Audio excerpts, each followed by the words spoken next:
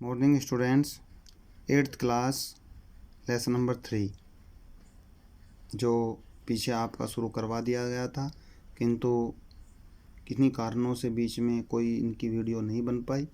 अब ये lesson number 3 जहाँ से छूटा था वहीं से हम शुरू कर रहे हैं और अब पहुँच गए हैं चांदी का संक्षारण। इससे पहले हमने धातु और अधातुओं के गुण, प्रमुख गुण, धातु और अधातुओं में अंतर, उनकी क्रियाशीलता, सक्रियता को जो है का वर्णन कर लिया है। उसके बाद बच्चों आता है संक्षारण। संक्षारण में पहली वीडियो में इसमें आपको एल्युमिनियम, लोहे के अंदर संक्षारण कैसे होता है, एल्युमिनियम के अंदर संक्षारण कैसे होता है, ये सब आपको बता दिया था। अब हम शुरू करने वाले चांदी का संक्षारण, क्योंकि संक्षारण की क्रिया हर धातु के ऊपर होती है, चाहे वो उसमें सोना है, चांदी है, एल्युमिनियम है, कैल्शियम, मैग्नीशियम है, लोहा है, सभी धातु जो हैं संक्षारित होती हैं, जिसमें लोहा सबसे अधिक और एल्युमिनियम सबसे अधिक संक्षारित होते हैं। जंग लगने की प्रक्रिया सबसे जल्दी होती है। चांदी के जेवर काले पड़ जाते हैं। आपने देखा होगा बच्चों, जब हम जेवर बनवाते हैं, ऑर्नामेंटल्स गहने बनवाते हैं, चाहे चांदी के हों, सोने के हों, किंतु बार बार पानी लगने से या बार बार उनका प्रयोग करने पर आप देखते होंगे कि उसमें कुछ उनकी चमक कम पड़ जाती है और वो काले रंग के दिखाई देने शुरू हो जाते हैं। चांदी में ये सबसे अधिक होता है।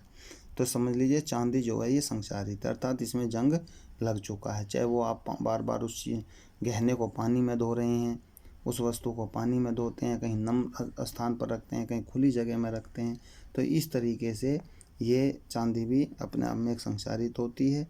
तो जो कि वायु में रखने के बाद ही उसका ऊपर की सतह पीली और ब्लैक सी दिखाई देती है, काली सी दिखाई देती है, जिसको हम संक्षारण कहते हैं।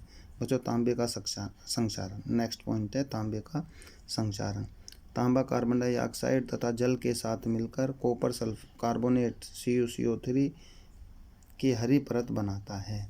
अगर तांबे को आप बाहर वायुमंडल में रख देंगे तो पानी के साथ, क्योंकि नमी होती है, पानी आता है, पानी के साथ मिलकर कैल्शियम कॉपर कार्बोनेट की हरी परत बना लेता है।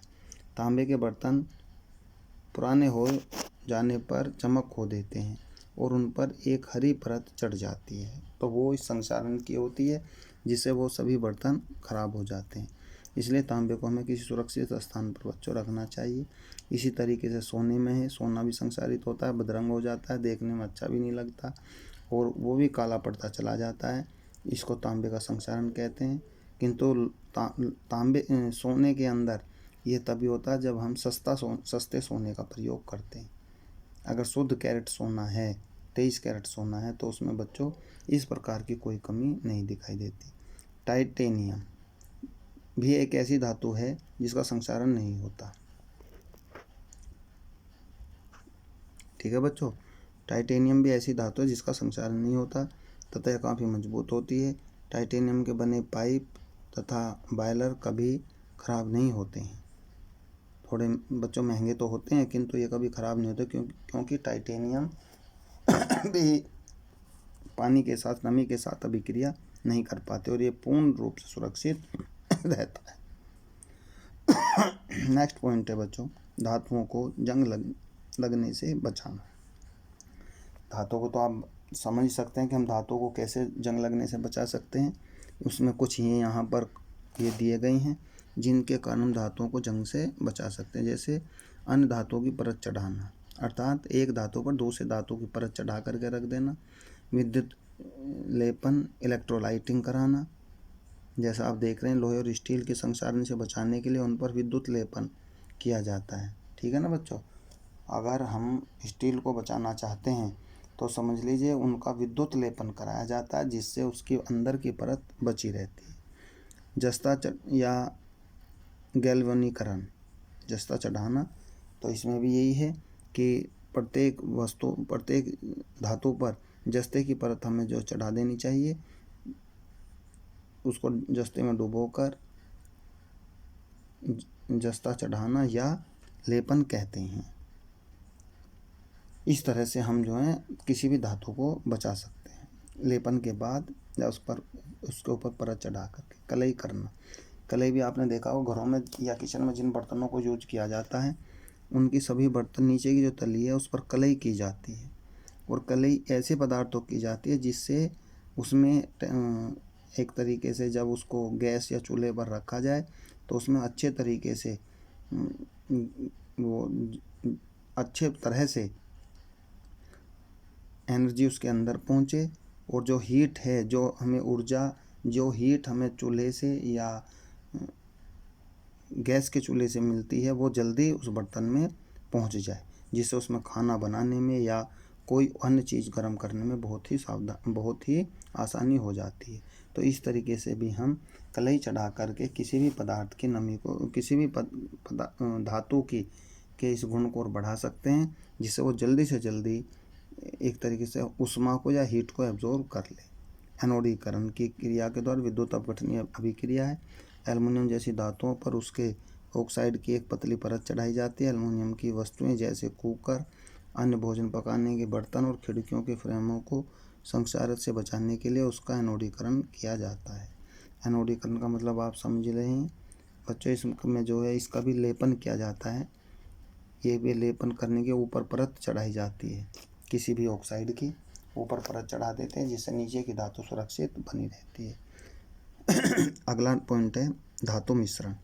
एक धातु के बजाय दो धातुओं को मिलाकर के या तीन धातुओं को मिलाकर के अगर हम किसी चीज़ का निर्माण करते हैं तो वो भी संक्षारित होने से बच्चों बच सकती है। तो हमें एक ही धातु के बने हुए किसी भी सामान का प्रयोग नहीं करना चाहिए। हमें मिश्रित धातुओं का, जैसे स्टील होता है, स्टील में कई धातुएं होती हैं, तो उन्हीं चीज़ों का प्रयोग करना चाहिए जिससे ये हमारा बर्तन, किचन के सामान या कोई भी ऐसा जो प्रयोग करने वाला की वस्तु है और धातु से बनी हुई है उसकी सुरक्षा हो जाए। नेक्स्ट है बच्चों पेंट या परत चढ़ाकर। गांव में आप देखते होंगे जो लोहे की बनी हुई वस्तुएं होती हैं, चीज़ें होती हैं, उन पर सभी पर पेंट किया जाता है। कहते हैं कि पेंट अगर हो गया तो समझ लीजिए उसकी उम्र दूनी हो जाती है। तो पेंट चढ़ा करके भी हम पदार्थ वस्तु को संक्षारण से बचा सकते हैं। ग्रीस अथवा तेल की परत चढ़ाना। नई कैंचियों, चाकू और मशीनों के पुर्जों पर ग्रीस लगाई जाती है। आपने देखा होगा कहीं भी कोई ऐसी चीज़ है उस पर ग्रीस लगा करके इसका प्रयोग किया जाता है। इन वस्तुओं की सतह पर ग्रीस की पतली परत आर्द्रता और वायु के संपर्क को रोक देती है। अगर हम ग्रीस लगा देते हैं तो उससे नमी और वायु की परत जो बच्चों रुक जाती है और वस्तु संक्षारित होने से बच जाती है। हमने अब ये 5 प्रकार के नियम पढ़े हैं जिससे हम अपनी धातुओं को संक्षारित होने से बचा सकते हैं।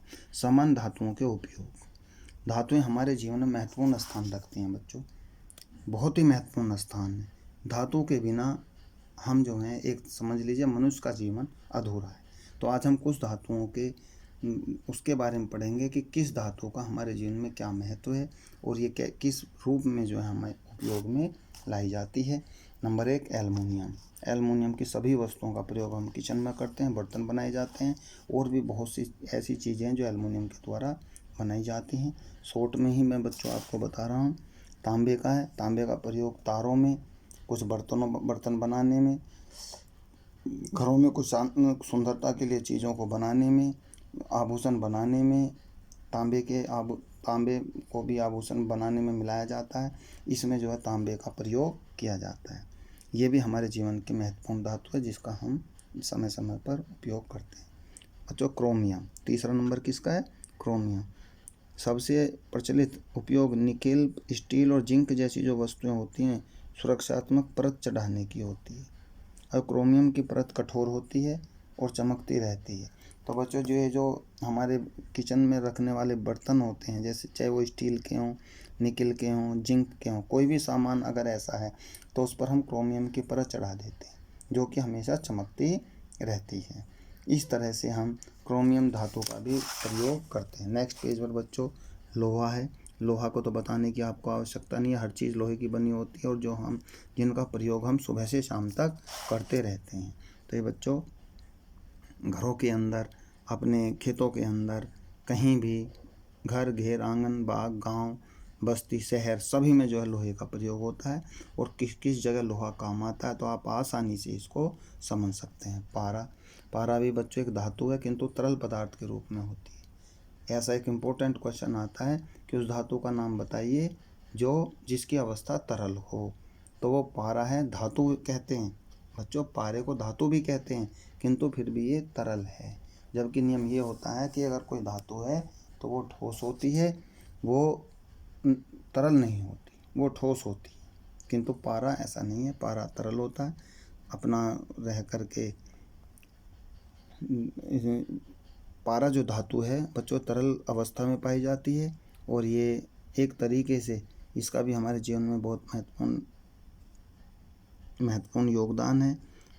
जितने भी नीले सफ़ेद मरकरी लैंप वो सड़क पर रोशनी करने के लिए किया जाता है। तो ये इसके प्रयोग हैं, काम है जो मानव जीवन में काम आते हैं। पारा है, टिन है, सीसा है, मैग्नीशियम है, जिंक है। ये बच्चों आपको अपनी बुक से पढ़ते रहना है। तो इस तरीके के सभी धातुओं का हमारे जीवन के अंदर एक विशेष महत्व है, जो कहीं ना कहीं हमारे जीवन में ये धातुएं काम आती हैं। नेक्स्ट पेज पर बच्चों, उत्कृष्ट धातुएं अक्रिय धातु होते हैं, निष्क्रिय धातुएं होते हैं, जो किसी से भी क्रिया नहीं कर सकती। जैसे सोना है, टाइटेनियम है, ये चांदी है, उत्कृष्ट धातुएं हैं। इसलिए इनकी चमक भी लंबे समय तक बनी रहती है, क्योंकि ये बिल्कुल प्योर होती हैं और ये किसी भी चीज़ से अभिक्रिया नहीं कर पाती हैं। टाइटेनियम है, अभी आपने कई पढ़ा है, और सोना है, चांदी है, ना तो वो ऑक्सीजन से क्रिया करती हैं, वायु से क्रिया करती हैं, ना ही वो तनु अम्लों से क्रिया करती हैं, ना ही वो एसोसल्फेट से अभिक्रिया करती हैं।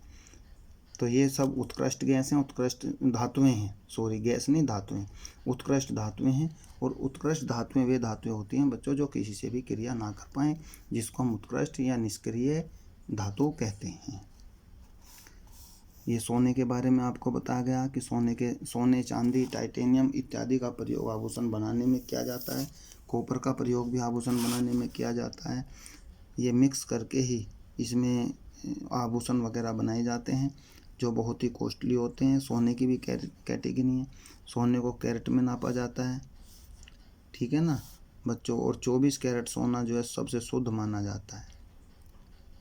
24 कैरेट जो सोना है बच्चों, वो सबसे शुद्ध माना गया है।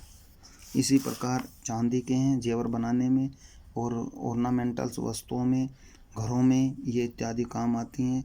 चांदी के बर्तन भी बनाए जाते हैं और इसके साथ साथ ये जेवर बनाने में भी महत्वपूर्ण योगदान देती है।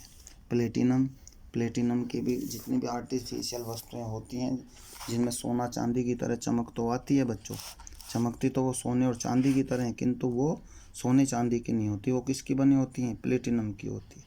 कलर भी इसका जो है सोने और चांदी जैसा ही होता है। और बच्चों ये हर तरह से ऐसा ही दिखाई देता है जैसे सोने की बनी हुई वस्तुओं का हम प्रयोग करते हैं। तो ये भी हमारे जीवन में महत्वपूर्ण स्थान रखती हैं बच्चों। अब है ये अधातुएं। कौन सी? अधातुएं।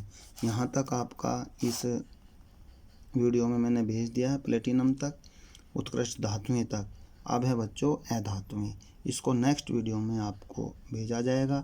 आप बुक के साथ साथ वीडियो पढ़ते रहें, और अगर आप वीडियो भी देखेंगे और बुक्स भी पढ़ेंगे तो मैं समझता हूँ कि सबसे अच्छा समझ में उन्हीं बच्चों के आता है जो बुक्स भी पढ़ते हैं और वीडियो भी देखते हैं। अब हम पहुँच गए हैं अधातुएं। नेक्स्ट वीडियो में यहाँ से आपको ये भेजा जाएगा। Thank you.